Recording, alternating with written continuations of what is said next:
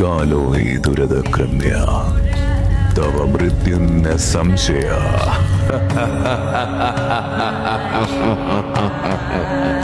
ത്രിത മഹർഷിയുടെ ശാപത്താൽ ശിലയാക്കപ്പെട്ട മായാവിയുടെ ശിരസിലേക്കാണ് ഭല്ലേരി മൂപ്പന്റെ ദുർമന്ത്രവാദങ്ങൾക്കായി അറക്കപ്പെട്ട ഐശ്വര്യച്ചിറകുള്ള കുക്കുടന്റെ ചുടുരക്തം വീണത്. ശാപം നൽകിയ സമയം തന്നെ മഹർഷി അരുൾ ചെയ്ത മായാവിയുടെ ശാപമോക്ഷവും ഇതുതന്നെയായിരുന്നു.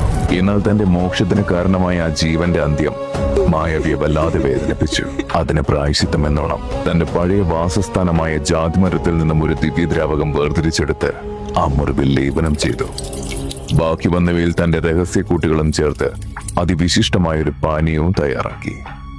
ശേഷം മഹാരഗുഹയിലെ പ്രഹന്യ എന്ന ഔഷധശിലയിൽ കുക്കുടനെ കിടത്തിക്കൊണ്ട് മായാവി അരുൾ ചെയ്തു, നൂറ്റാണ്ടുകൾക്കിപ്പുറം ഈ പാനീയം തേടി വരാൻ ചിലർ നിയോഗിക്കപ്പെടും. അവരുടെ പാദസ്പർശം ഈ മണ്ണിൽ ഏൽക്കുമ്പോൾ നിന്റെ ഹൃദയം വീണ്ടും ഇടിക്കും. അതോടെ നീ അമരനായി തീരും. അന്ന് നിന്നെ ആദരിക്കുന്നവർക്ക് മാത്രമാവും എന്റെ ഈ ത്രിസപ്തതി വീര്യമുള്ള പാനീയം ലോകത്തിന് നൽകാൻ അധികാരമുണ്ടാവുക. അങ്ങനെ 1000 സംവത്സരങ്ങൾ പിന്നിട്ടു. ഗുഹയുടെ മറനീക്കി ആ വെളിച്ചമെത്തി. അതോടെ കുക്കുടന്റെ ശരീരത്തിൽ വീണ്ടും ജീവകണങ്ങൾ രൂപം കൊണ്ടു. ആ കണങ്ങളുടെ ഐശ്വര്യമെന്നോണം മായാവി കരുതി വെച്ച മഹാനിധി അവർക്ക് മുന്നിൽ കാലാനുസൃതമായ മാറ്റത്തോടെ ദൃശ്യമായി. അതിനവർ ഒരു പുതിയ നാമവും നൽകി, മായാവി.